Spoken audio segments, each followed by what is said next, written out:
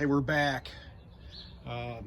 We've been trying to clear out this gas tank of rust, and my chosen method today is I put some old nuts and bolts in there.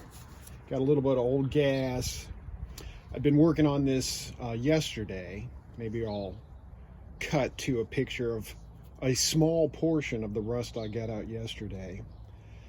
But got the forks on, and we'll look at that a little bit later. But I'm going to give it another quick shake, and then we're going to see what comes out of this. And this is just another lesson in buying used notepad, what you probably have to go through to get it running right. Because if you don't get all the rust out, you're going to just have problems with the carburetor until all the rust is out.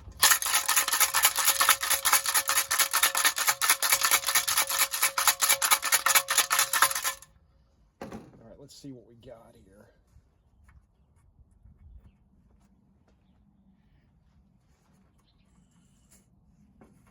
This gas cap, the vent hole must be plugged. And there's like a lip on this, which makes it,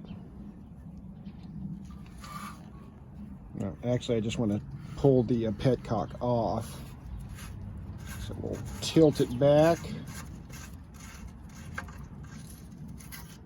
And you can see, you know, why is your fuel flow so slow? Well, there's rust blocking the petcock. Oh yeah, look at all that goodness.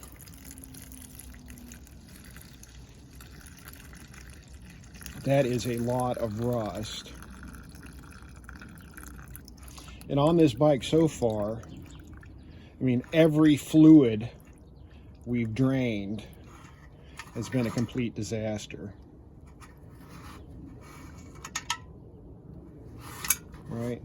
So, why should the gas be any different? I don't know.